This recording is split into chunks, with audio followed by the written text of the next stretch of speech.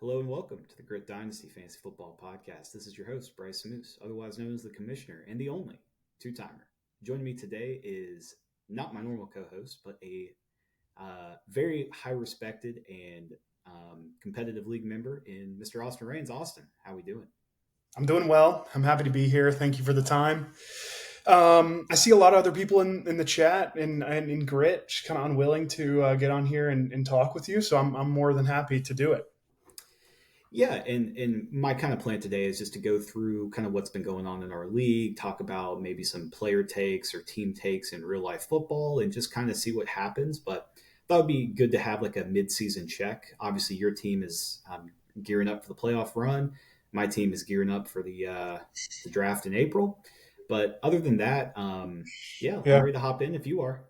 let's do it. All right, so we probably should start with your team. You sit here, I believe, 6-2, 7-2, 7. 7-2. Yeah. Yeah. Very close win over Matt this week. Just overall, how are we feeling?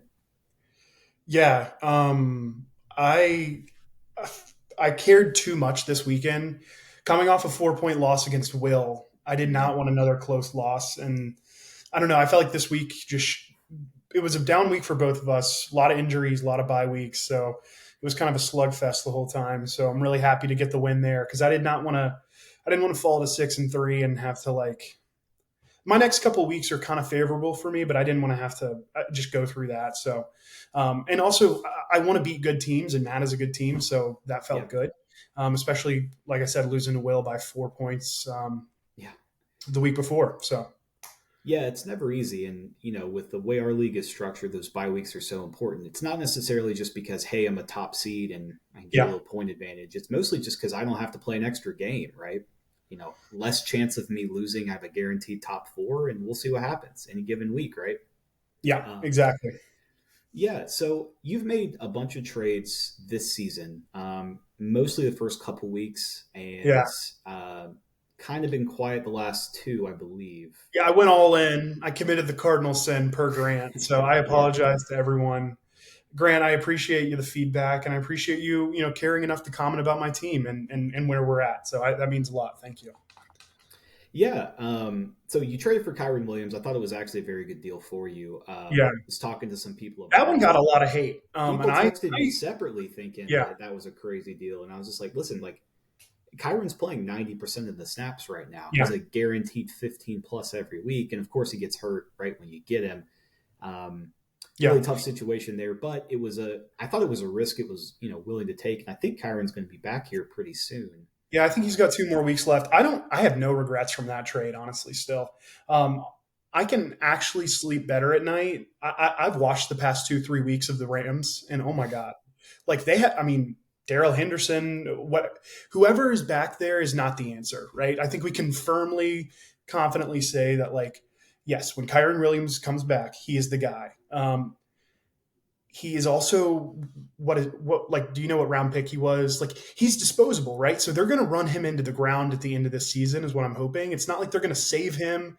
Like, I don't imagine they're a playoff team, right? So I would imagine he's going to get a lot of work in the playoff stretch. So I'm hopeful. He helped me get a win over Jonah. I think he had 25-ish points. So I mean, that alone was big enough for me to feel good about it. Watching the other guys really struggle over the past couple of weeks has been nice as well. So Yeah, and I was looking through some of your team, just trying to get just like a general sense. I think people don't realize Kyron has missed 3 games, and then the bye week is this yeah, week. So he's missed the yeah, last 3 games. He is still RB14 on the season, right? yeah, Showed he has the monster upside, and I think that's a piece of your team that people forget about. Like, obviously, we focused on the Justin Jefferson injury, and I'm sure we'll get to him in a little bit. But Kyron's a piece I think could be really big for you down the stretch. yeah. Um, you know, I think with like your team, especially this week, the depth really showed. I know Matt has a ton of injuries and bye weeks as well, but just being able to win a game like that when like obviously you're not at full strength definitely has to feel good. So It it did, was nice and to see that. I think is this week 10? So 9-ish weeks ago, I think we talked, and I said the biggest concern about my team was probably my depth, Yep. and I feel like I made some moves, and I also once again, I don't want to toot my own horn here, but I feel like I really drafted well. You did. Uh, I can't take that away from you Mario whatsoever. Douglas, like him being able to drop 12 points in week 10 as a rookie, like Yep. is a big win for me, right? Like that's huge to be able to have those guys to do that. So like having a guy like him, having Jake Ferguson on my roster where I can like throw them in if I need to. I don't love playing either of those guys, but like if I have to, it's nice to have them. Yeah, yeah. Man, Puka, Demario Douglas, Addison that I traded away, which was probably Addison. Yeah, that's a regret, but yeah, yeah, but also like you couldn't have known that Justin was going to get hurt. I think that yeah, that's a trade that it kind of sucks for you, but also like the thesis for why you did it was 100% like made yeah, sense. So I have no problems with that one. Um, so as we stand here about the halfway point, like who do you think right now is the best team? yeah. It's tough. Like I wouldn't want to be this person long term, but like I looked at his roster this morning and I was like, oh my gosh, he's going to be tough to beat. I don't like my odds against Zach is, Mhm. and but I think Zach is like the team to beat for me, in my opinion. I think Will, I think Will from top to bottom has the best roster, but like I just see a lot of questions as well, and I think you do as Yep. also, like, I mean, Dak Prescott's my backup quarterback, and I feel much better with Dak than I Dak's would been with Trevor great. He's Lawrence. been Yeah. great. Yeah. So, like, Trevor Lawrence, Cup has been a major question mark, which you just didn't really want to see if you were Will. Even Kelsey's kind of been up and down. Like, the Chiefs' offense is just not what it used to be, right? So, like, If Taylor's at the game, he's going to crush. If Taylor is not there, it's kind of been a yeah, struggle. Yeah. yeah. So, I don't know. I think Zach, you look at his team, and just from top to bottom, he's about to get David Montgomery back, too. Like, Yep. I just don't want to see him. So I think he's the team to beat. Yeah, and then, so like I talked about the bye weeks, right? But like, let's say Zach gets the 1 seed. Whoever gets Yeah, that 2 seed would only meet Zach in the championship, and so right. that's where I'd want to be as well. Yeah, and like looking at his team, I mean, Stephon Diggs is just being forced the ball right now. hmm You He had know, a bad game. He had a bad game Sunday night, and he still ended up. He still had that like 20-yard touchdown catch. yeah, But he was. I mean, I watched that whole game because I love watching Josh Allen, and I needed him to score me yeah, points. So, yeah. but like, he did nothing that whole game, and still, I don't know the point total he finished with, but like, still had that major He touchdown. He had to have at least he what? finished with 22.6. He Yeah, was the overall wide receiver 5 on the week. yeah, and it was a very quiet night. It was a very quiet night. So like the Bills outside of Kincaid don't really have anyone else. I mean, they can do dump downs to James Cook all they want, but like Diggs is the guy, right? And then I think we've seen for about 4 or 5 weeks now, Devonte Adams has been really quiet, but Yep.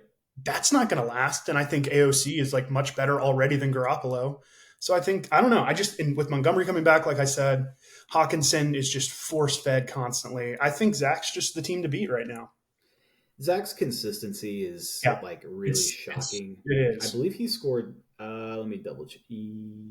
Yes, he scored at least 133 points in every game except for 1 week, Yeah, and that was the week he lost, which yeah, was a 1 point loss. Zach could very easily be sitting here undefeated. Um, exactly. what I do think is interesting, and part of the reason that Zach's team has, I went from like kind of being down on them to kind of being interested, and now I kind of think he's clearly like the number 1 seed, is hmm because all of these guys that were on teams I thought were going to be kind of out of it or done Yeah, by the end of the season are going to be in the playoff mix, right? So the Raiders get another win; they're 4-5, and it looks like they're fired up to play for Antonio they Pierce. want to play. Yeah, and Yeah, all of those guys are like, I mean, maybe not Adams, but like the team is trying to prove something, right? yeah. And that includes Josh Jacobs, who wants money. He signed a 1 year deal, right? So Yeah, and Josh Jacobs has kind of gotten back to his role from last season. To yeah, start the year, they were kind of, I don't know if it was easing him in or whatever because he missed time, but like right now, he's playing like every snap. He's getting all of the running back opportunities. Devontae, yes, has been very quiet. I believe 5 weeks in a row he hasn't had more than like 15 fantasy points, but like yeah, that's going to change. it's not going to Um, stay the same. and as long as the Raiders are in the mix, I mean, all these guys will be playing their normal snaps. The other Yeah, thing, too, with the Bills losing a bunch, I know this works for you with Josh Allen and James Cook, but like, they're going to be fighting until the last they're game going to of be the fighting. season. Absolutely. Yeah. Yeah, So, just like a real football take, I mean, like Gabe Davis is like proven he's just not good enough. I think at Mhm. this point, Yeah. the Bills are going to be drafting another receiver, or trading for somebody, or signing somebody offseason or whatever. But until they get that number two guy, I just don't think this team is as elite as people want to believe that they are. I know they got injuries on the defensive side. Yeah, injuries on the defense is killing them for sure. And you watch those games and it's like, oh my gosh, because Josh Allen's just like so good and he just can't do. Khalil Shakur can only do so much for you, right? And like Kincaid's a rookie. You can force feed him 12 targets a game, but like he's going to make that stupid, idiotic play where he Yeah, tries to make a hero play and fumbles the ball in the red zone. Like that's going to happen with a rookie. So yeah. he's good. I think he's really athletic. But I agree. Yeah, The one guy I'm a little worried about is Hawkinson. And the reason is because when Justin comes back, I would think that they're going to find a way to get him the ball. yeah, And Hawkinson has kind of been he his like his yards per catch is like hilarious. I mean, it's like literally like 6 yards a catch this season because they're just using him short to the line of scrimmage. It's like an extension of the running game because they can't hmm run. But with Josh Dobbs being there, what's actually funny is like we just saw Trey McBride see 15 targets his last game in Arizona, and then Hawkinson sees 12 his first game for yeah. Minnesota. So um, if that continues, Zach's going to have a league winner right there. Um, But like, in David Montgomery's been out for a little while, but like Zach checks those boxes of having those guys. Like I'm hoping Puka can be that guy for me. Like continue to be that guy for me. Like he yep. can be a league winner, right? David Montgomery and like an Adam Thielen type, who we haven't even mentioned yet, are Yep. those guys, right? Yeah, I mean, we could talk about the Panthers too. With this would be fun to get into, but I don't know if I'm ready for this. it hurts too much. Yeah. It hurts too much. Um, Yeah, Adam Thielen just had a pretty bad game the other yeah. day. I guess But he's relatively still at so. 8 points. I mean, Yeah, it's not like still at he eight dropped a points. goose egg. Yeah, Yeah, still at 8 points. I think the Panthers sit here at now 1-8, right? Um, yeah, I cannot see a scenario in which Adam Thielen is like getting force fed targets week 14, 15, 16. I cannot see that. Um, if the Panthers are totally out of contention and it's like a lost season, like, yes, I know they want to develop Bryce as much as they can. yeah. I just don't know if the 33-year-old guy on, I believe is it a 1 year deal? Do you know? No, no, it's like a 2 or 3 year deal. Okay. Yeah. Yeah, And if it's a multi year deal, like they have no you want to save incentive him. to, yeah. Yeah, Yeah, for sure. A little worried about him, and then Chris Godwin basically goose egged in a shootout, which is always a little yeah. concerning. So That is concerning. It's like, okay, your team scores what, 37 points and you have 4 fantasy points. That one, Chris Godwin now is a little concerning. I think the narrative going around in Grit that Grant is firmly pushed has worked, but I don't. Chris Godwin's a bit of I wouldn't feel good about starting him week in, week out. I wouldn't either. He's not somebody I would rank in my top like 70 dynasty assets either. Yeah, yeah, He's a he's hard player to trade for. I know he's still like he's not old or anything yet. He's right in his prime, but I just don't know what kind of ceiling you're looking at for Chris Godwin going forward. Like Mike Evans is the guy, and then yeah, sneakily one of the guys on Xander's team, Kate Otten, 3 straight weeks with 8+ targets, yeah, two end zone targets last week. Both were touchdowns. yeah. Um, you know, we kind of talked a little bit about tight ends before getting on here, but like, man, it's hard to value these guys, and that's why like tight end like doesn't even matter that much in our league. As long as you have a guy who can get you about 10, you're fine. Yeah. I think the only premium, and I think I'm seeing that with Mark Andrews, is like when he can consistently score like 15 to 20 Yeah, every week, that is really nice. But all of these guys are just kind of like they're doing 8 to 12 on a pretty yeah. consistent basis.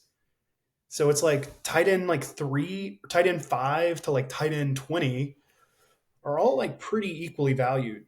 The only guys who have had a positional advantage is like Kelsey, Andrews, Hawkinson, Goddard, and Laporta.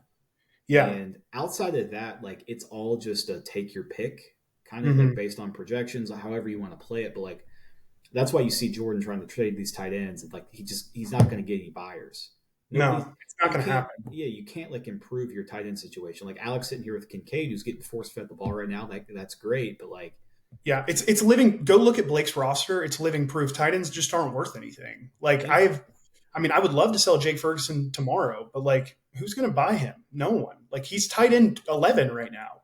yeah, No one's going to buy him. Like, well, no. it's just not going to happen. No, and we saw that with Evan Ingram too. Like Evan Ingram's Yeah, catching like 7 balls a week, and it's like there's just no market for him. yeah.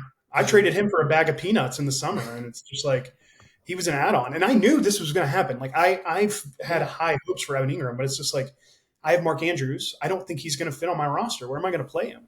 Well, it's like you find a tight end you feel comfortable starting every week, and if you're Yeah, desperate, you can go overpay for a backup. Like a yeah. mid second gets you about, other than like 6 tight ends, like you get about anyone with like a mid second Just right now. about, just about. I would say more than half the teams in the league have a guy that I would, if Mark Andrews and Jake Ferguson just happen to go down, I could trade for tomorrow and like not give up that much. So like guys like Jordan has like Cole Kmet.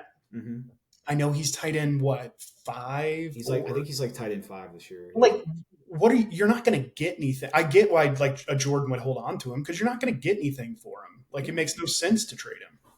no, Yeah, there's just no you will motivation to too. do it, right? And Yeah, yeah, like Michael Mayer started out pretty slow. The situation obviously hasn't been great for all these pass catchers in yeah, Vegas lately. But like, am I adding to Michael Mayer to get Cole Kmet? Like, no, no, I'm never doing that. So it's just like a bigger conversation around the tight end landscape, probably. But like, that's kind of why I like betting on these rookie tight ends. Like maybe they figure it out. Now Brock Bowers is going to be an interesting little it's experiment different. here. Yeah, Yeah, yeah, because we saw with Kyle Pitts, but like again, it doesn't even matter if we think Kyle Pitts is like a good prospect or a good player. Like if the team doesn't use him, is he worth more than Gerald Everett?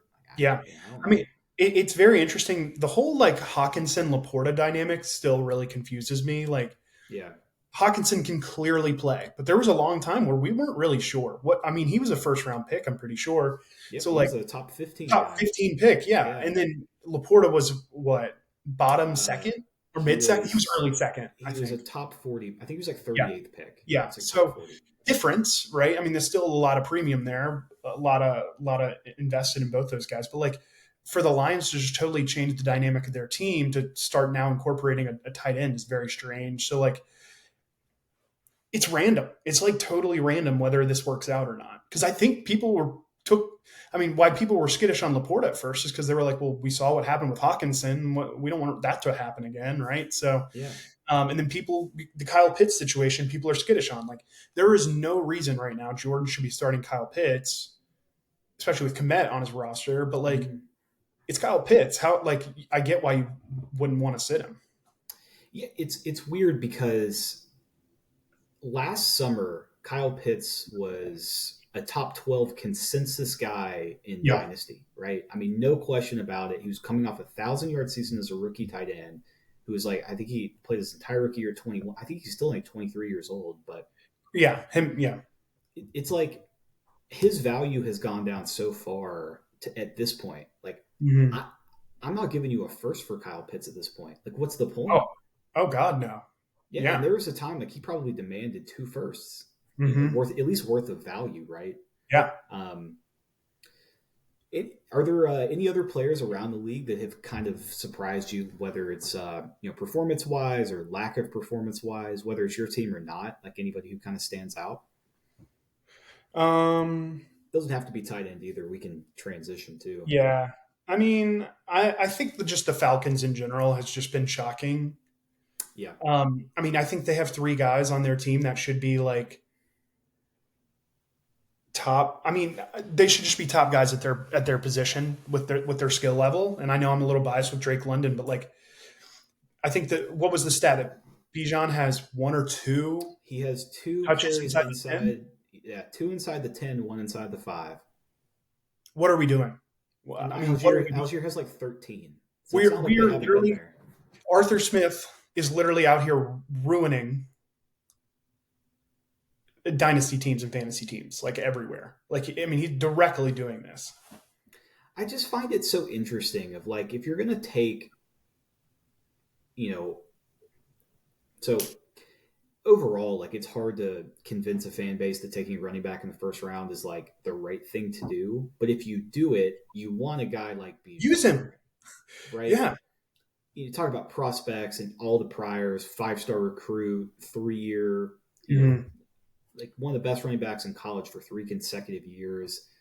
Everything you look for, you take the guy top 10. So like for us, for dynasty managers, like 31 other franchises in the NFL, we would feel good that they're going to at least use him, right? Even if the team is 0-17, like he's going to get to play as much as he can. With the Falcons, it's just like he's just another piece of the puzzle, and they already Mhm. treat him like he's just another guy on the team. So Yeah. my question was, if you take a guy, this goes for London too and Pitts, but if you take these guys this high, like what's the point? Like if you can, if your whole offense is based around, well, we can use fifth round pick Tyler Algier as our Yeah. goal line back, we can throw to Kadero Hodge and Johnny Smith, like why not just only draft offensive linemen and Yeah. defensive players? Draft front seven guys, draft linemen. What are we doing? If that's your scheme, there's nothing wrong with that. But like, why are you building up these? Why are you drafting top 10 pick decoys? It makes no sense. And then you're making all these fantasy owners suffer. So now the Falcons are sitting here with three guys who are top seven picks or better. I'm pretty sure, and they're all under age 23. Yep. And it's London just like was, London was five, yeah. So London 5, Bijan, Pitts was seven. 4. Yeah, Bijan Yeah, was Pitts 7. is four. Yeah. So like, I mean, My goodness. it's insane.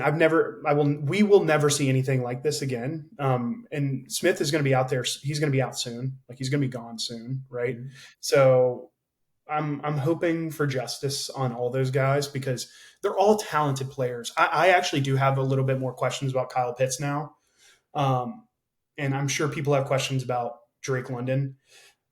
But like Bijan can play, we know that he's a freak, and Like you've seen it too, like when they it's give him the ball. malpractice. Yeah. It's malpractice at this point for him not to be getting 25 touches or whatever a game. You know what's funny is like the initial start around it was like, okay, like they're not using Kyle Pitts and like maybe it is bigger than fantasy football, right? Like maybe for offense to work, like we can't just force this guy 10 targets a game. Okay, like I can believe you, right? I will give you the benefit of the doubt. I am not a head coach.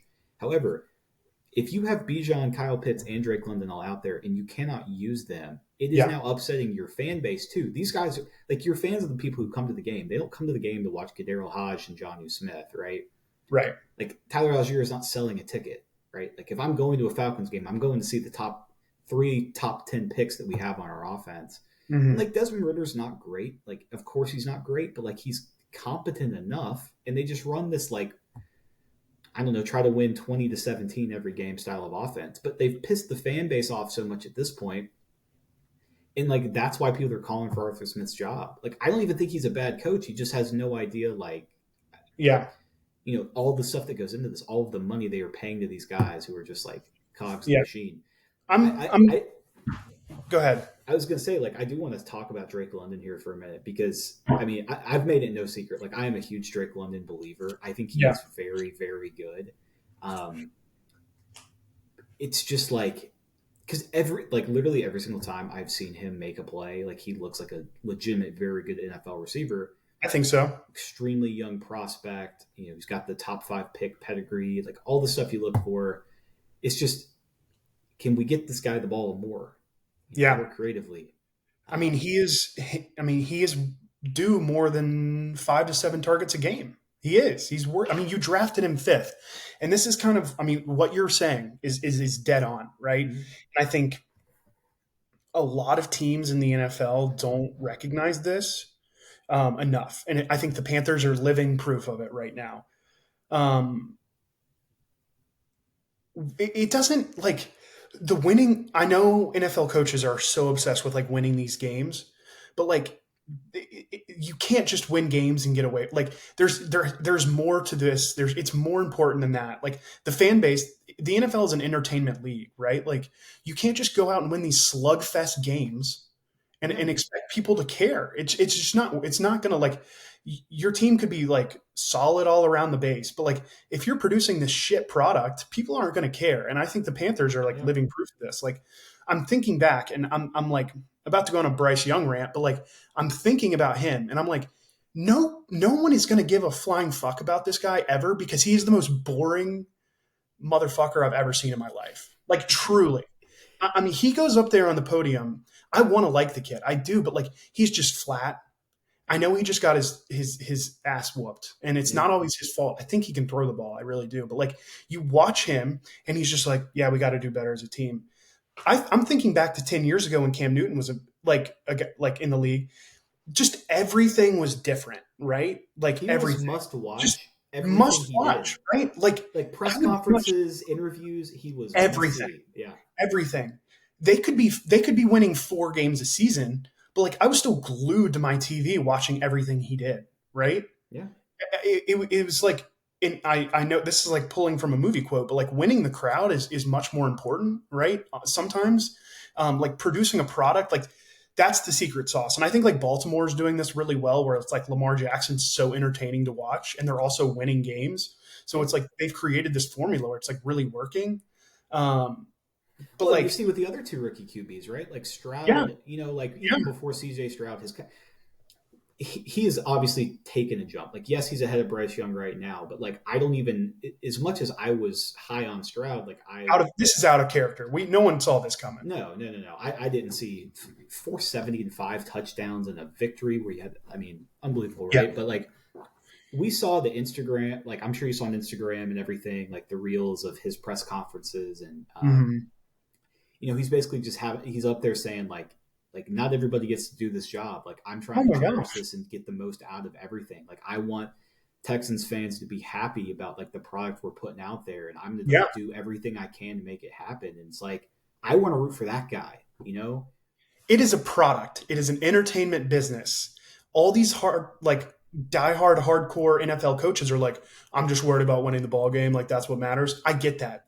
That is true. But like at the same time, you've got to win the crowd. And like all of these franchises are just feel like they're deliberately trying to not win their crowd, right? The Panthers, it seems like every move they're making is deliberately just being like, you know what, screw the fans. We don't really care. That's what it seems like. Yeah. Same thing for the Falcons. Like the Falcons have a much more talented roster than the Panthers do, like Oh, by for sure. miles. Oh, for And sure. they're just Yeah. like, it's even a bigger middle finger because they're just like, you know what? Screw it. We're not even going to use these guys we draft. Right. So, like, I would be the most frustrated human being on planet Earth if I were a Falcons fan because it's like, one, we're going to trot out Desmond Ritter, and who's literally the most boring quarterback of all time. I think we can agree on that. Not only does he suck, but he's boring too. And then with all this like firepower, and we're going to do nothing with it. I mean, Yeah, I mean, the whole thesis behind the Falcons this year was like, yes, they're going to start Ritter because they don't really have another quarterback option, but that's okay, right? We got three yeah, top 10 picks on offense. The defense should be much improved, and it is, right? The Falcons have been top 10 in the league in most defensive stuff. hmm, If Ritter plays bad and they lose, it's like, okay, fine, but the team was still going to be able to compete for the NFC South, and that's all you could ask for as a fan, right? yeah, Bijan, Drake, London, Pitts get the ball. At least we're fun. And it's like he's made it not fun, and like, the Broncos are the same way. Like, you yes, give Russell Wilson this exactly. massive deal. You draft Marvin Mims. You still try to throw to like Judy and Cortland Sutton, who have like basically said, "Screw the fans already. Like we don't care." Yes, they Hmm. beat the Chiefs. Like nobody cared. Like it doesn't matter. And I think like this is a bigger discussion. But like your team, you see a team like the Steelers, right? Steelers sitting here 5-3, 6 seed in the playoffs, zero shot to actually win a Super Bowl. No, Like zero shot, right? But they're going to keep winning enough games to get in, right? They're going to be a playoff team this year because they're going to go 10-7. yeah, They're going to go on the road to go play like I don't know Miami or Buffalo probably the first round, and they're going to yeah. lose by 17, and then we're going to start this. Oh, is Kenny Pickett good enough? Well, he just had 10. Like if the team is not capable of actually like winning a Super Bowl, like why are we not trotting out something that the fans want to see Yeah. and keep it exciting, right? Your league is literally run by fantasy football. Fantasy football just went away tomorrow. NFL viewership just it's cutting 75%. This is the world we live in now. Hmm. Everyone has a fantasy team or multiple, right? Like we're all in 4 or 5 Or betting. leagues. Or Yeah, betting. Yeah. yeah, or betting, right? Like Yeah.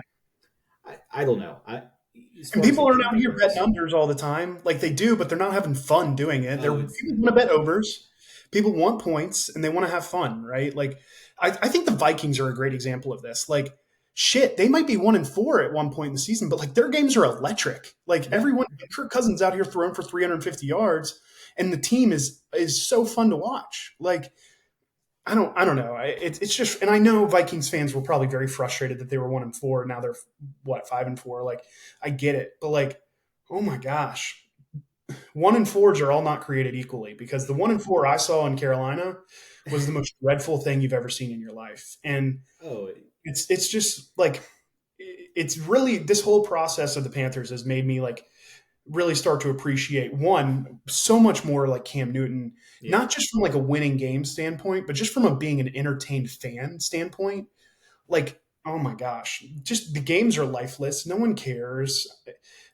No matter how good Bryce Young gets, like, unless he starts to get a little more entertaining as a person, I just like, I don't know how invested I'll ever be. It's just like, I don't want to roll this guy out who's just like this system quarterback who's just like flat as all hell on the sideline. It just doesn't sound entertaining to me. What I think is really interesting, and maybe you have a take on this too, is like the whole draft process with Bryce Young. All you heard was, he's too small. He's, can somebody who's that small, height and weight, like play, Yeah. quarterback officially in the NFL? Everyone overlooked maybe some other red flags with him, which is just he's not like a leader. No.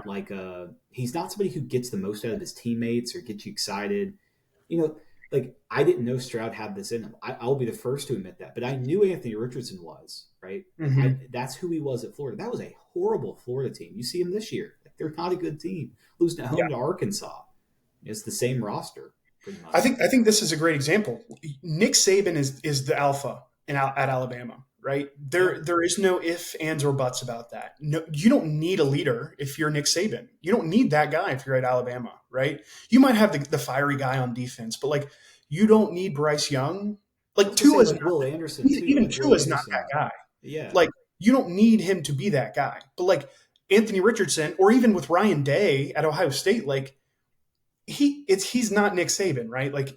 CJ Stroud, you have to have a guy that like filled more so than at Alabama, or even at Georgia. You don't really need it because Kirby Smart's kind of becoming that guy, and I think that's going to be something to watch. Like, when you see these random one-offs, like a Joe Burrow, a Cam Newton, kind of come in with that fiery personality, um, it just changes things, right? Like, because, and I think we're seeing with Trevor Lawrence, with Dabo being the top guy at Clemson, there is no space for these emotional guys to be like Yeah. that, right? That's a They're really good all call flat, too.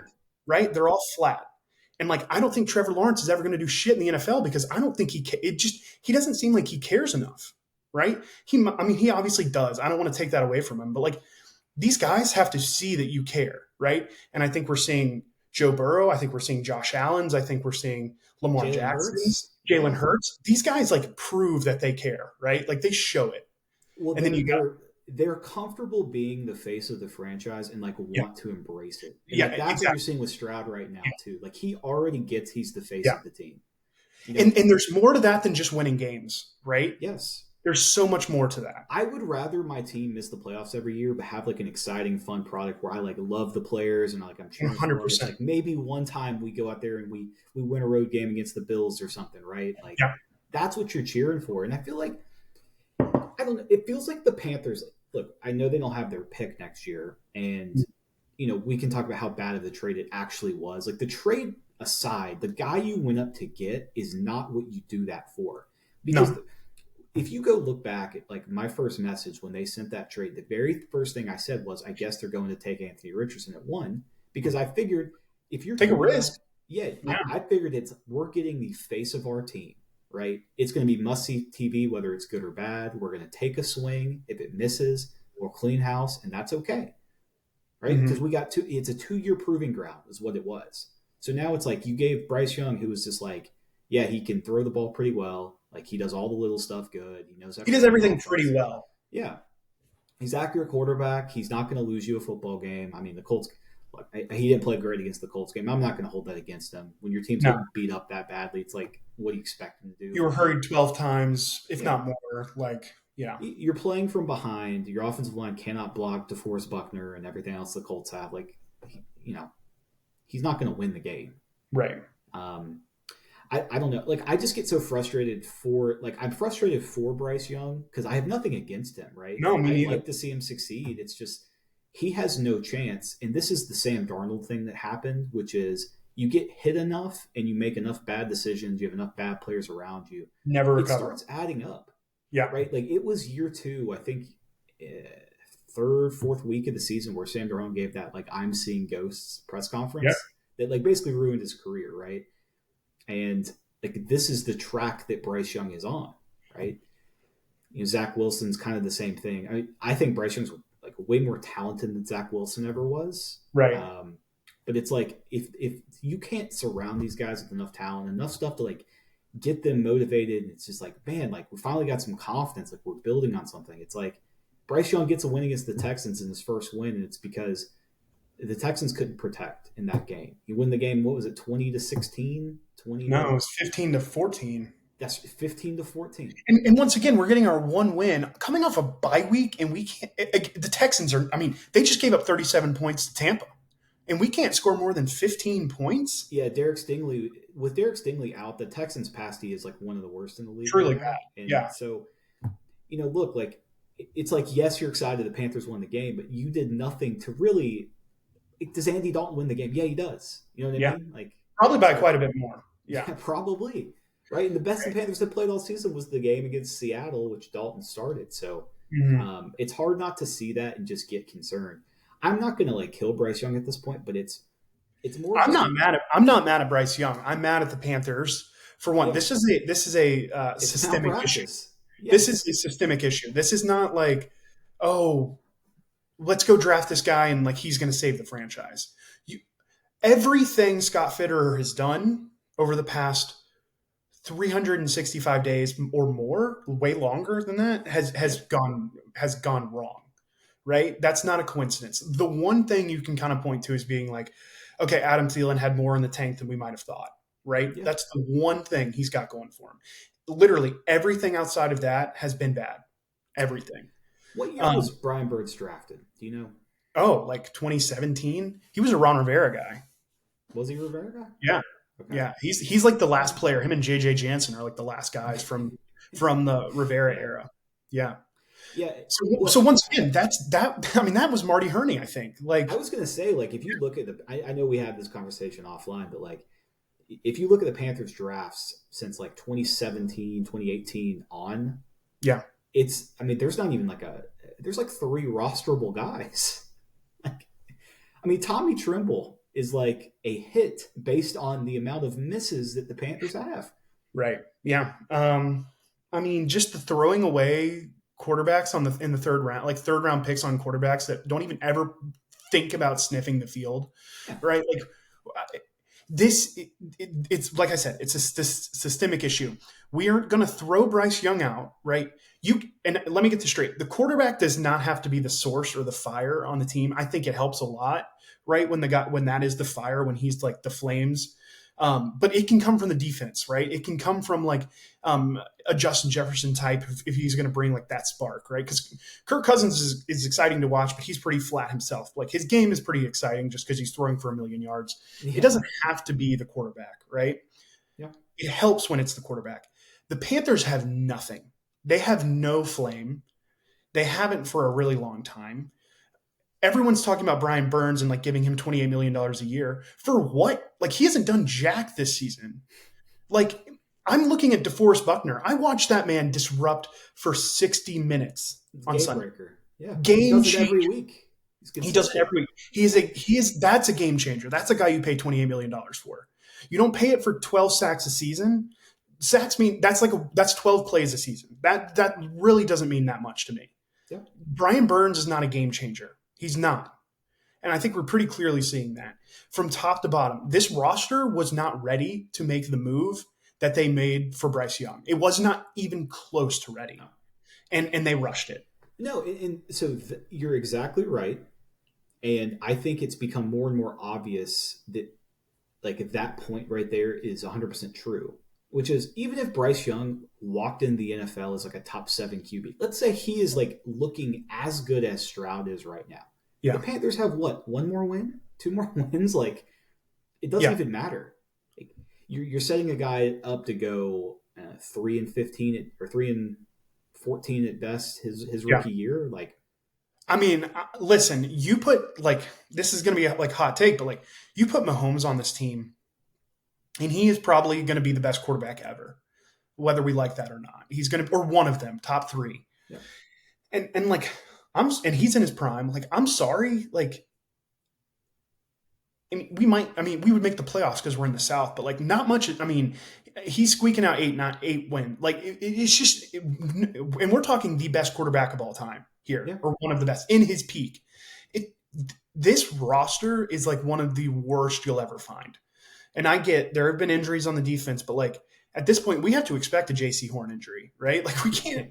Yeah. This is the norm. This is. I mean, what are we doing? Like I don't know. And so It feels like it's going to take not like 2 years. It's going to take like 4 years to get like a competent roster oh yeah, together outside of quarterback, right? So like, okay, fine. Like, say you're patient on waiting on Bryce Young for four fine. years, then why did you trade up all the Yeah. way? And you know, and look, you give the first next year. That first next year could have been Marvin Harrison, so you could go and you know, or it could be Drake May, right? So like, let's say last year, just humor me. Say the Panthers stay with their pick 9 this previous draft, and they select whoever their top wide receiver on the board was. Say it's Addison, say it's JSN, Yeah. QJ, Zay Flowers, whoever they like. You take one of those guys. You suck this year with Andy Dalton. You let that guy get confidence, running a ton of routes and playing a Mm-hmm. bunch. Next year, you go get your Drake May or your Caleb Williams or your Penix or your Bo Nix or whatever you want to do. Now you have your quarterback and you have a year 2 receiver who has like that's like And if you I, do that, you can trade back to 20 from 9, yeah. and you'd get, I mean, more capital in return, right? Mm-hmm. Um, I totally agree with you. I mean, just everything they did and have done and The continue to do is shocking. and that's the point, right? Which is like we just need the Panthers really just needed more second and third round picks, which is Yeah, just let me get guys who build the can start in roster. this league. Yeah, Xander calls them dart throws, and honestly, that's what they are, right? Like you're not going to hit on all of them. It's not going to happen. after about pick 60 in the NFL, I mean it's a 50-50 whether that guy's on your team in 2 years, pretty Right? much. Yeah, You know, but like that's why those take high the second chance. round picks and you give away like first, those guys are supposed to start in this league for 10 years. That's why you use a first round pick on a player. Yeah. Like I don't So know. let's go back and look at this. I'm gonna like staying on the entertainment standpoint, right? Yeah, The Panthers go out and hire um, probably the most boring like head coach you could possibly find, he right? doesn't coordinate the offense or the defense. Yep, he's No, just he's a out. So now he's just a personality manager who is literally like seems he's like a a great, strong Christian guy, and that's great. I'm happy for him, but like truly could not be a more boring human being, right? he's the school principal. He is a school principal. That's Yeah, a great way to put it. He is. You go out and draft probably the most boring young QB prospect you could possibly imagine, yep. right? You already have a pre-existing boring roster.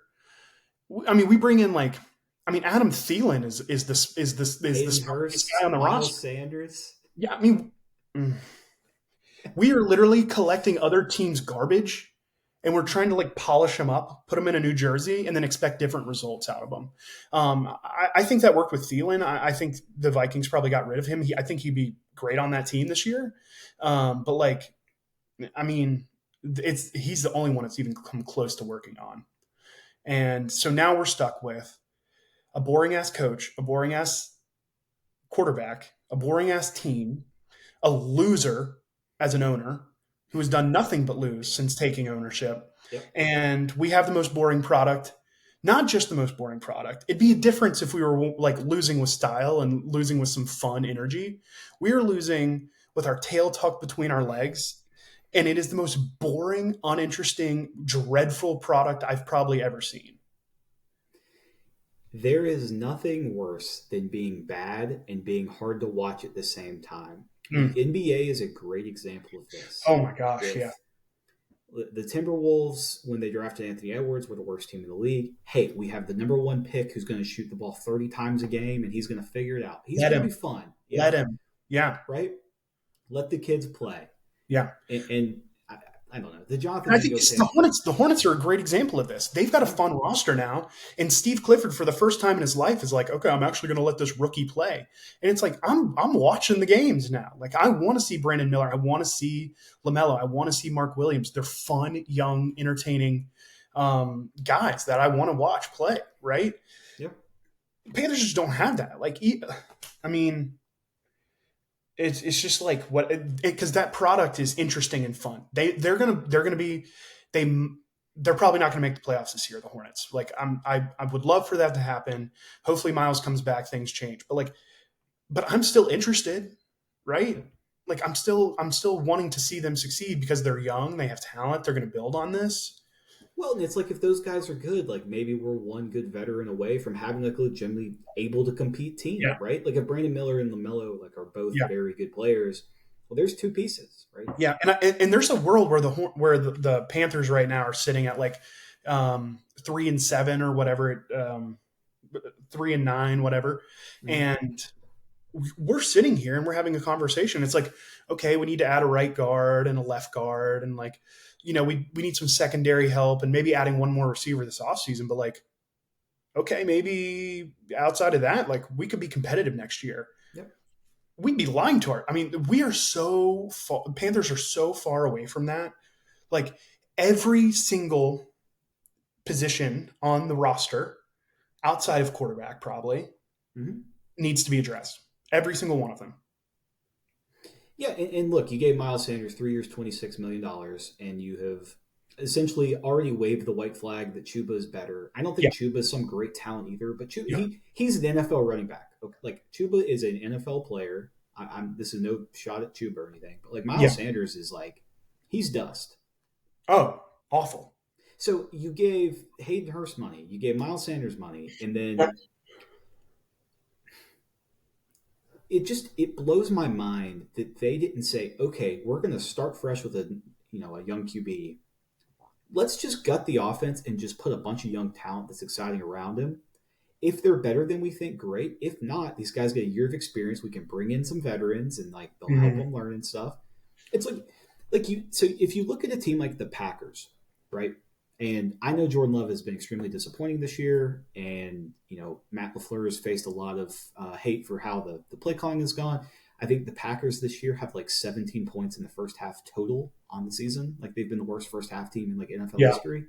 Um, they basically said, okay, if Jordan Love is not our guy, at least we have pieces around it. You got actually three young receivers. Dobbs, Christian Watson, Jaden Reed. You got a yeah, young tight end, Luke Musgrave, and it's like, okay, at least the fans can get excited about their young talent on the yeah, outside. I haven't seen any Packers fans saying like, "Oh, Christian Watson looks bad this year." It's just Jordan Love isn't very good. Okay, yeah. well now they can go get their quarterback because we believe the rest of that roster is at least okay. It They have a is, and good the defense. defense, the defense Yeah, is good. Yeah, yeah, and it's like that's how you rebuild a team, yeah, right? And the Panthers have tried to scrap together veterans and like end of their career, mm, free agent signings, and it's like they're no closer to they're no closer to winning a Super Bowl than they are to winning 8 games. You know what yeah. I mean? Like Both that's as feel big of a climb. both feel an eternity away. Yeah. And you Yeah. even want to win 8 games. Like if my ceiling is 8 wins in a season, do I even care? No, start over next year. Yeah. Yeah, figure something else out. Get a better draft pick. Oh wait, we don't have it. And then another reason where it's like this is so concerning from the top down Mm-hmm. is you look at a guy like Ike Ekwonu and it's like, how the hell did he regress to one of the worst left tackles in the league? He was a solid rookie. Like he Yeah, was he a was. He rookie, was very sure. good. He was good. But like this, I'm not gonna. Is it him? Like, did he just become over 1 year the worst player ever? Like, what was he doing in the offseason? Where were the coaches? Like, what happened? Like, I just have so many questions, and it just is like mind boggling that this is happening. Especially like O line related issues. It's like 12 pressures a game. We've invested into that O line. Like we have a lot of money tied up in the O line, and we also have draft capital tied up in the O line. We have a Yeah. top 5 pick. I think Icky was 4, right? Like, what happened? Yeah, and I think the other piece that maybe adds to this frustration is just the NFC South in general, right? Yeah, You have the it's Falcons winnable. who are in the middle of a rebuild. Like, yes, they have exciting pieces, but we knew they were going to be starting Ritter all offseason, right? It was going to be Yeah, Ritter. The Bucks are in a complete, tear down with Baker Mayfield. They're going to try to get rid of some veterans this offseason. I think Todd Bowles is probably on the way out, but the Bucks are rebuilding. No one expected the Bucks to be good this year. It's like ceiling for Falcons and Tampa was like 7, 8 wins. People thought the Saints might be good. They're still kind of trying to figure out quarterback. Kamara gets older. They're bringing in Jonathan Williams, but it's like the whole division was like there was no favorite. It was just it No, was a winnable division, and it felt like if you just it was okay to be bad. it was There were okay to be just done. if you were patient and bad and just stuck at 9 until Jalen Carter said, "Okay, we're gonna play Dalton.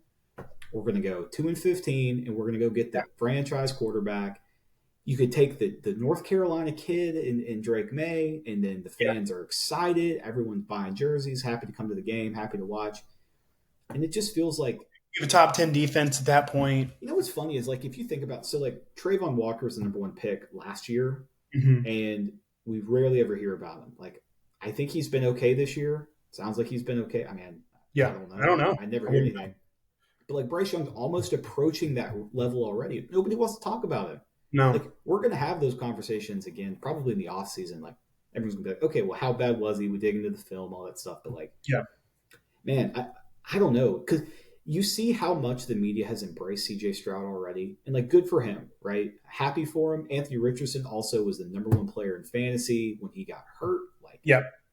you know, People loved him. Colts Like he fans just had the fire. adore him. He's like a great kid, you know. Yeah, and it's And just like Bryce isn't that. Like he's just never going to be that.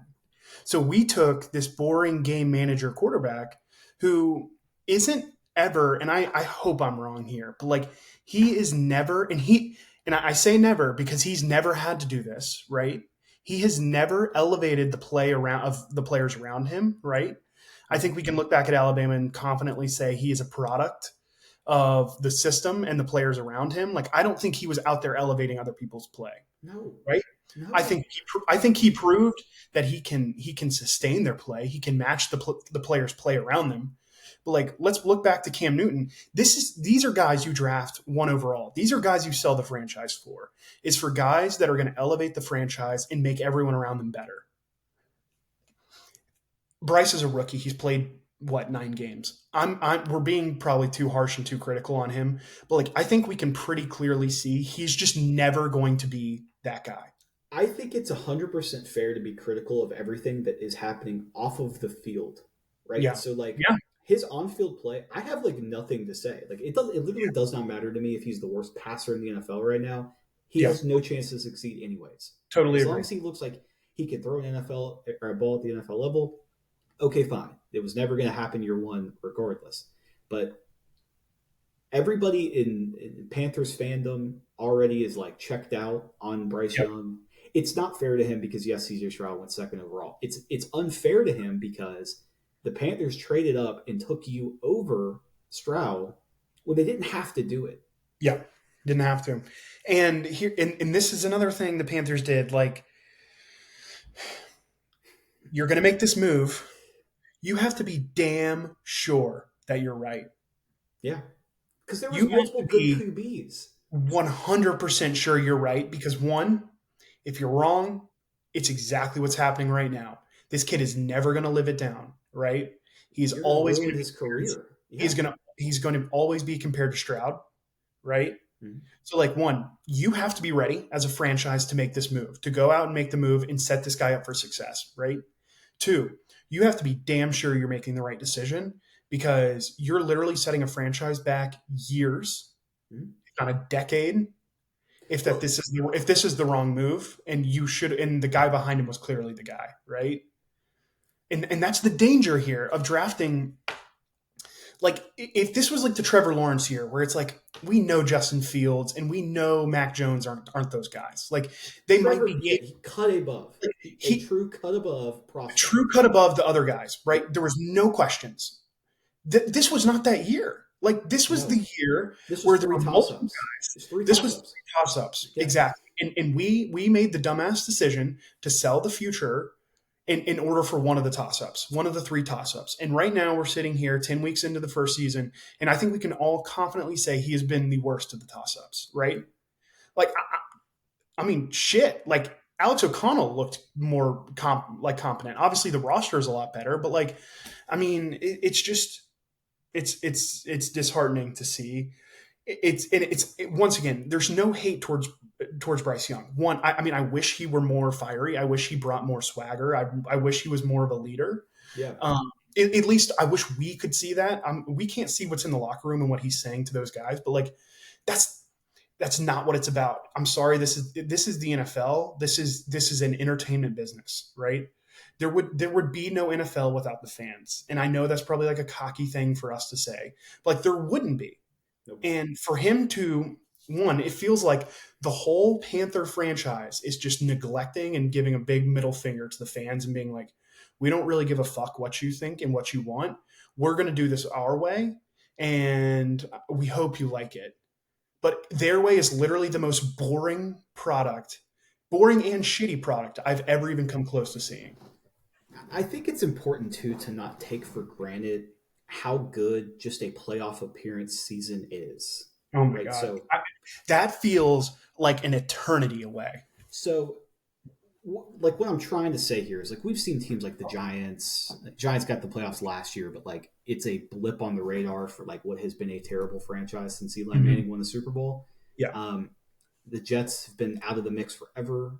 The Lions have not made the playoffs in however long it's been.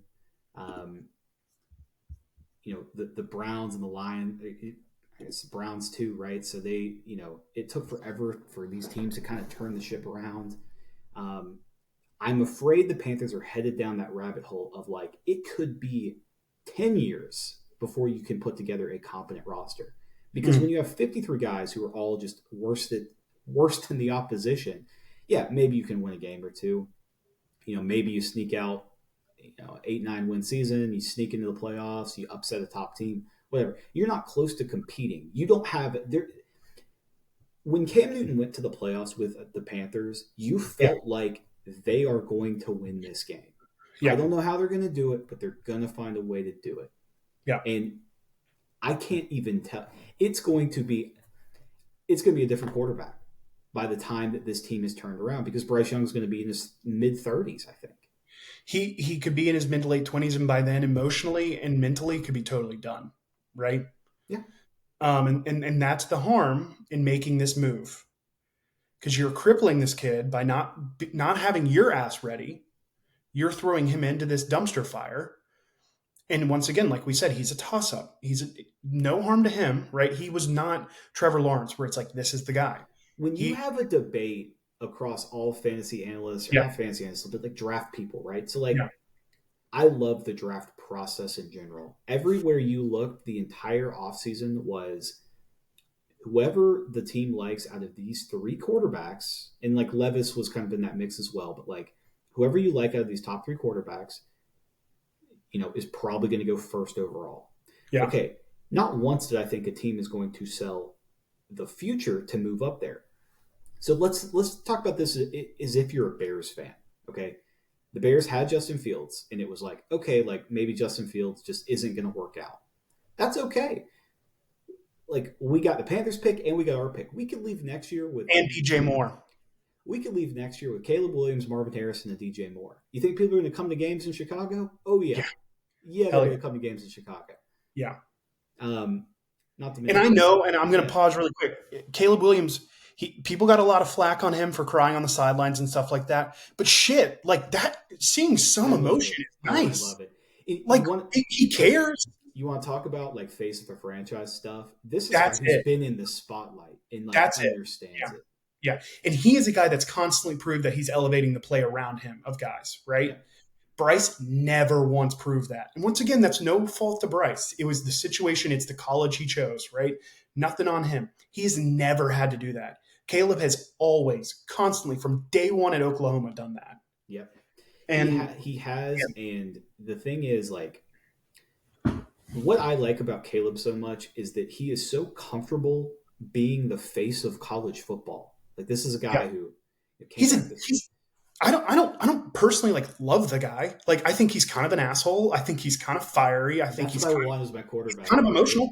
That's what that's what Yeah. we're talking about. That's what Yeah. we want. Like that's what you want in a leader. Like Joe Burrow's kind of a dick, right? Like he's kind of unlikable. He says these things that are like, what are you talking about? He says weird things. He's kind of emotional sometimes, right? He That's knows who he's you a want. GQ model. Yeah. He Yeah. looks better than the rest of us. Yeah. But that is who you want. Cam Newton was that guy, right? Like, I'm sorry, Trevor Lawrence, you're not that guy, dude. Like You're not.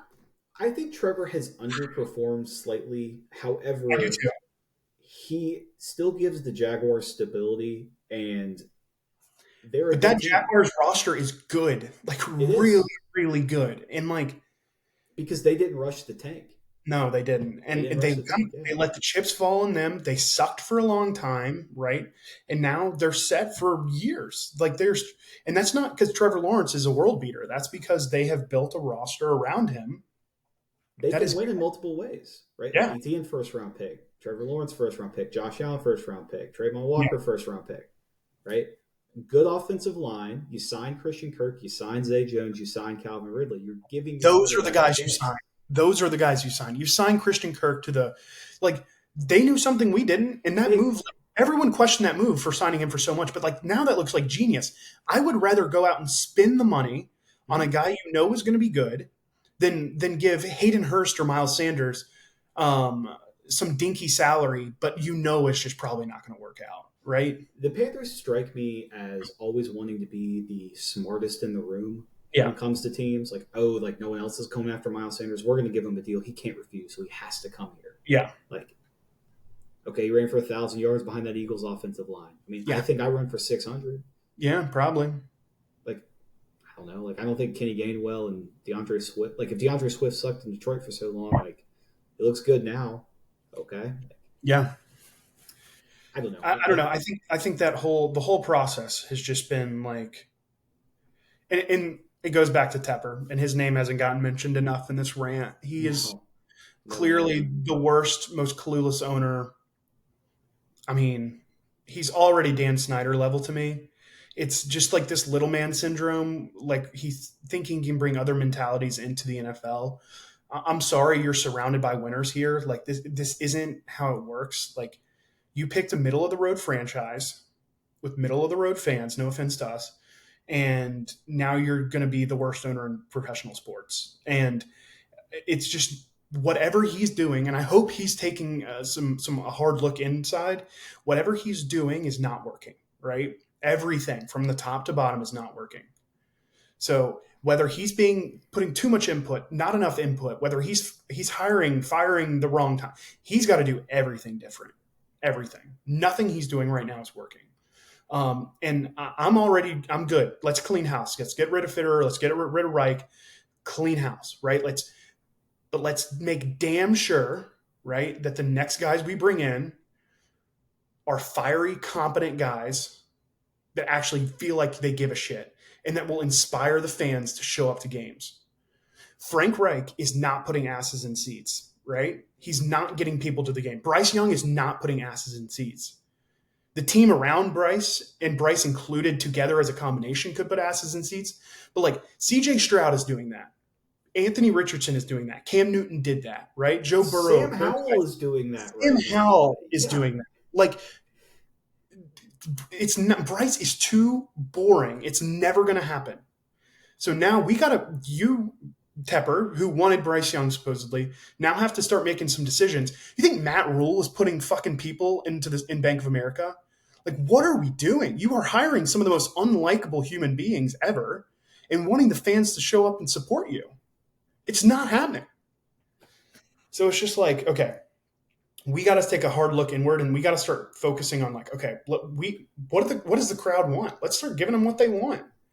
I was thinking about this too because um,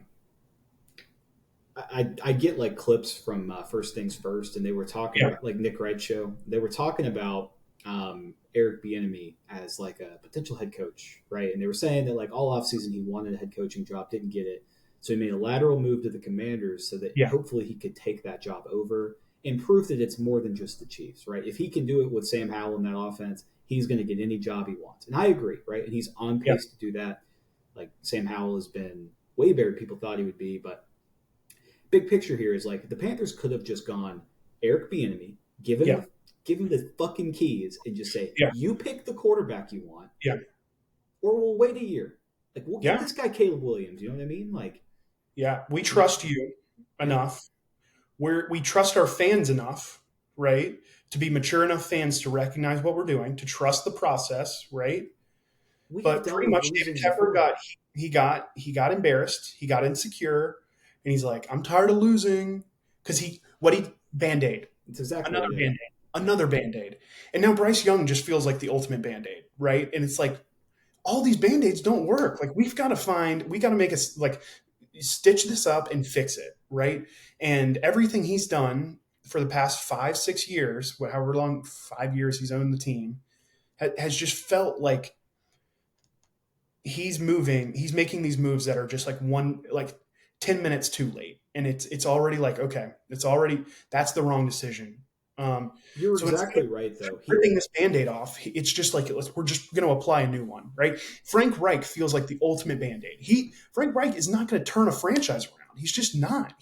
Frank Reich's the guy you hire when you already have a successful program going and you want to continue to build off that, because he's like this proven level-headed, steady guy, right? But he's not going to he's not going to invigorate a franchise, and he's not going to turn a franchise around. He's just not that guy.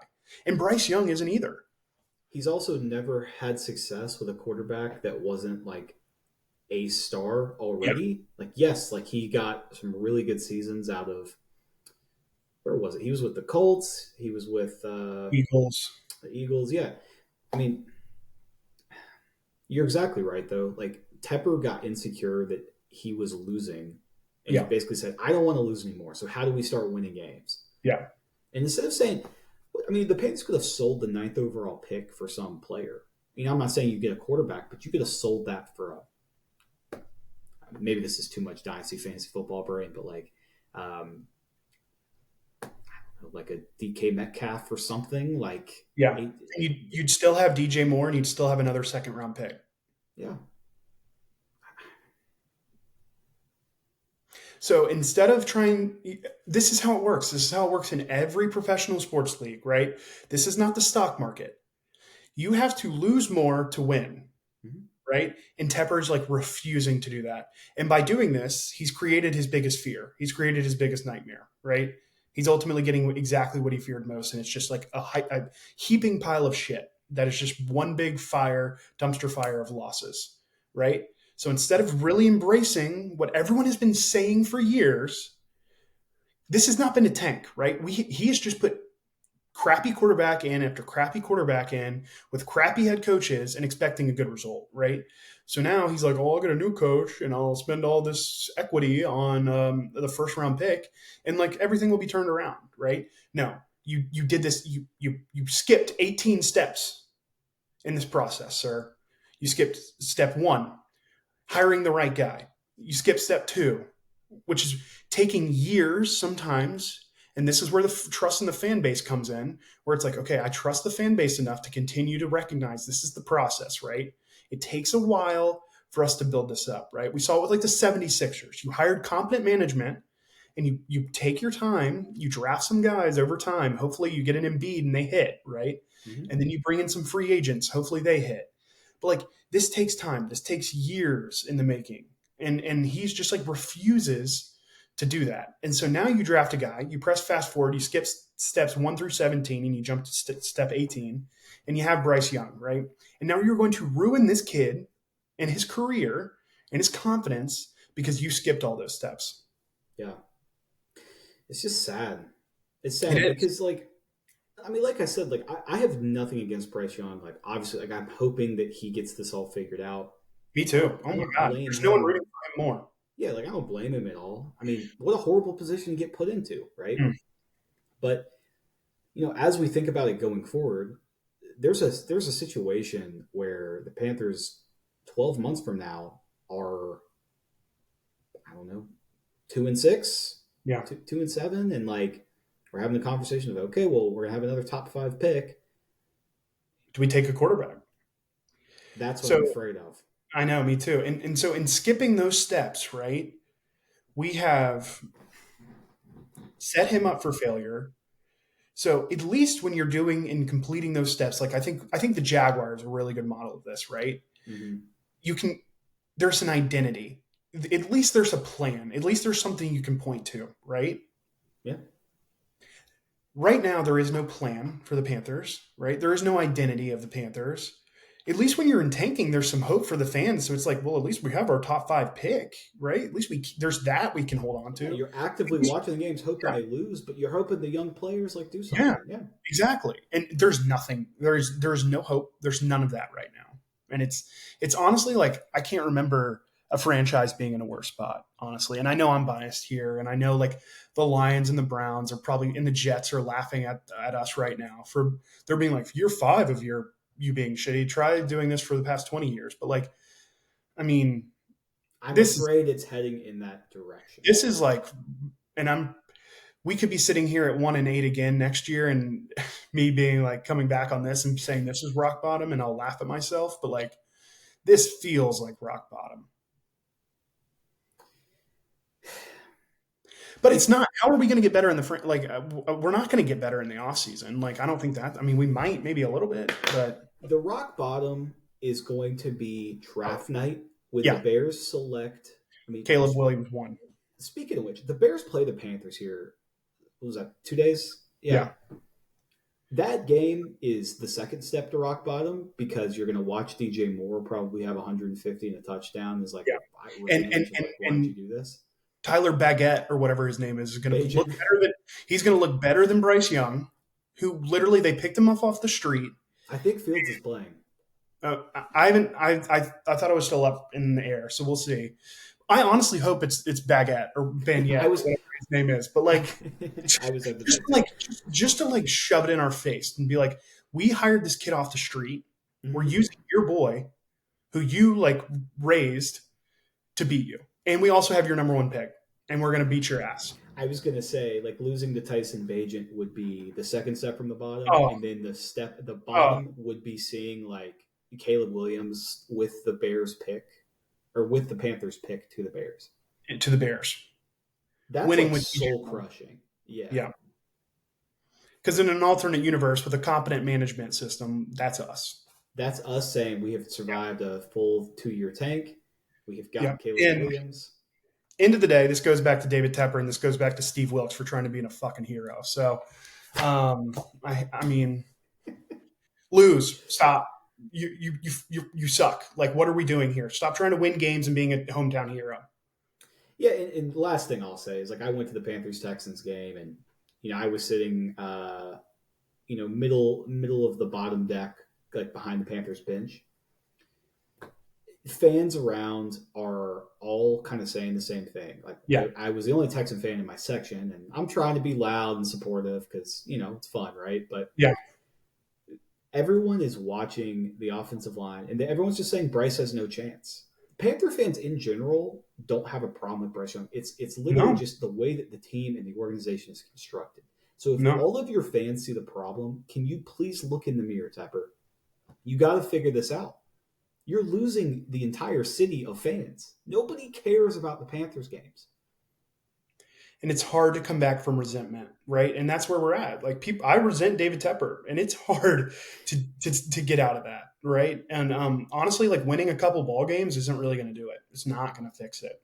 I don't know. Like I look around the league and I see Mike McDaniel doing some fun stuff. I see Kyle Shanahan. Like I would kill a man for like just having a fuck. The Dolphins, like they're not going to win the Super Bowl. Like they can't beat a good team, but like at least they're fun. God, they're like, fun. They're the most entertaining thing, and that starts with him being an exciting leader. Yeah, and it's like we got Frank Reich still doing interviews like it's 1950. Answer a question, dude. Like it's not. We're not in the Pentagon here. You're allowed to answer a question, and not everything has to be an internal secret. Like get off your high horse and answer a question, dude. It's okay, right? You're allowed to say your team fucking sucks right now. You're allowed to say. And this is the problem with being a small market team. I guess Charlotte's not really even that small anymore of a market, but like the New York media would be slaughtering Frank Reich. Slaughter. Yeah. Yes. Yeah. And we got Jeremy Fowler probably giving him layups and softballs, being like, well, it's been a tough season. But is Jeremy Chin practicing this week? It doesn't fucking matter. It doesn't matter. It doesn't matter. Yeah, it doesn't. It's just like Jeremy Chin sucks. Like, I'm sorry, he sucks. He's a middle of the road NFL safety. Okay. He's going to play 30 snaps, 35 snaps a game. He's fine.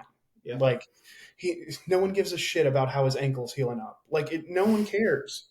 Like, what are you doing Frank Reich. Answer the questions. Like How are it's you it's making sure Bryce Young doesn't lose all of his confidence and torpedo his that's career? that's a question you answer. Yeah. That's a question you ask, and that's one you have to answer. And I know exactly how he'd answer that.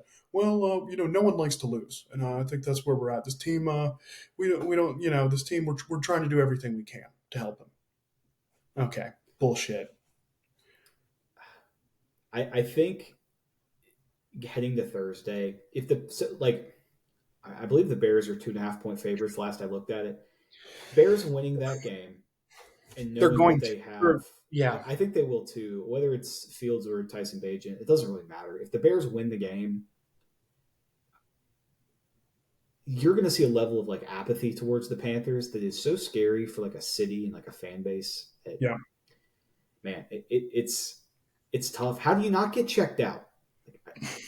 I'll watch the Hornets. Hornets are fun. Yeah, at least they have some star power. At least they have some guys you care about. Yeah, I want to like Bryce Young, I do, but like he and everyone else in that building is not making it easy on the fans, right? it's just the games are hard to watch. I see no joy in it. Especially like a Nothing. 1 p.m. red zone game. I know they played at 4 against the Colts, but like a 1 p.m. red zone game where it's like I could watch It's a the red zone chore. channel. I could watch the Dolphins. I could watch the Texans. I could watch Anthony Richardson's Colts. Like, why would I ever choose the Panthers? It's a chore. It's a slog.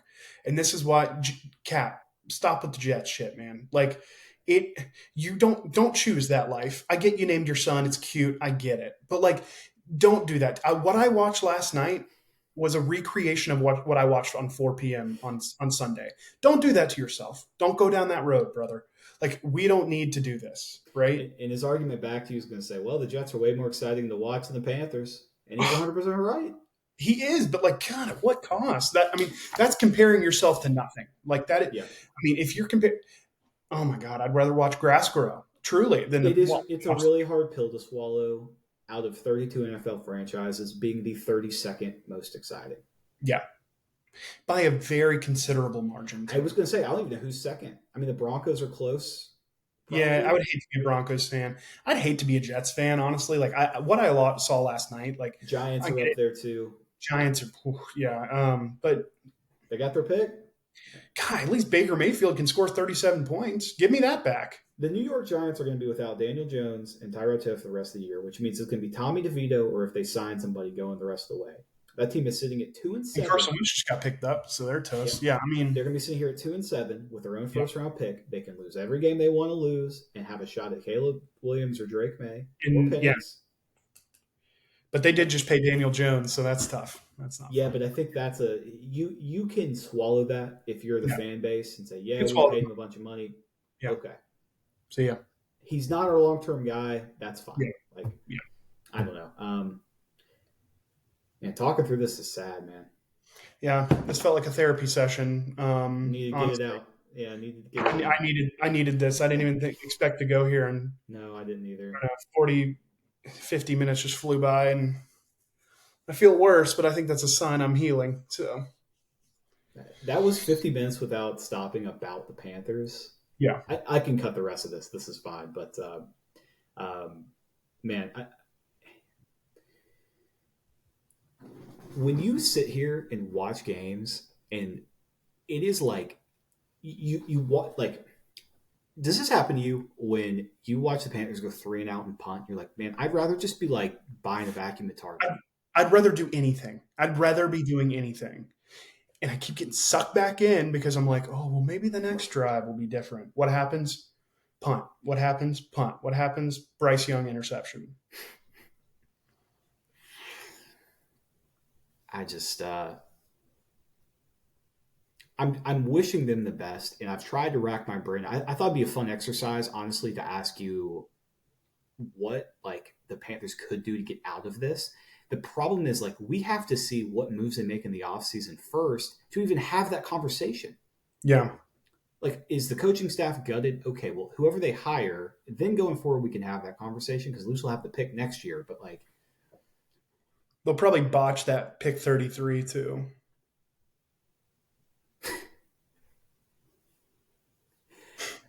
I mean, pick 33 is a great pick to have. I'm glad they still have it, but man, I don't like. I don't even trust them to make the right pick now. Like who they don't have any track record. Fitterer has no track. Fitterer will not be. He will not. I mean, so Fitterer's whoever it gone. is, Yeah, Fitterer's gone for sure. Reich is gone. Reich was pretty clearly. I mean, they didn't want him to be, but like now is just like the most clear stopgap guy of all time. It was like a really bad self-evaluation of them thinking that the team was Yeah, like way better than it really was, just yeah, because Steve Wilkes won some games down the stretch. yeah. Exactly. But It was just this whole illusion. And Frank Reich is, like I said earlier, he's the guy you hire when you think you've got something there, right? Like you don't want to turn the whole table over on itself. Like you don't want to create everything new. You don't want to start over. yeah, You bring Frank Reich in to kind of like build on what you had. man, And that's the exact opposite of what they should have done. it just feels like every move for the last 12 months has been starting with the McCaffrey trade. Like everything from that point has Yeah. been a huge mistake. You trade McCaffrey saying we are tearing this thing down for the full-on rebuild. And then what do? You don't rebuild. You don't rebuild. Yeah. Clip that. Yeah. All right. Well, Austin, thank you so much for joining me. We talked about I think 25 minutes about Dynasty, and then just Panther rant Panthers for for the like an rest. I hour. So appreciate you creating a space for me to talk and vent. I'm happy. We honestly could I do a needed that. show like every week following the Panthers game, even if it's just like a 30-minute little just touch base. I don't, yeah. I mean, I would do it, but like, Panther call-in show. it'd be painful. I would do a Panther call. It's just Grant calling in. Fuck bullshit. Just the Yeah. mid-game reactions would be Yeah. hysterical. Yeah. It would be. All right. Well, thank you for joining. We'll definitely talk again soon. We got to do a pre-draft show as well coming up. I'm sure that you'll love to dive Yeah. into some of these prospects with us. But yeah. Other than that, is there anything else? Nope. I enjoyed it. All right. Oh. Go Panthers. And thanks you guys for watching. If you made it this far, make sure to like the video, give us the thumbs up, and we'll be back next time. See ya. Thanks, guys.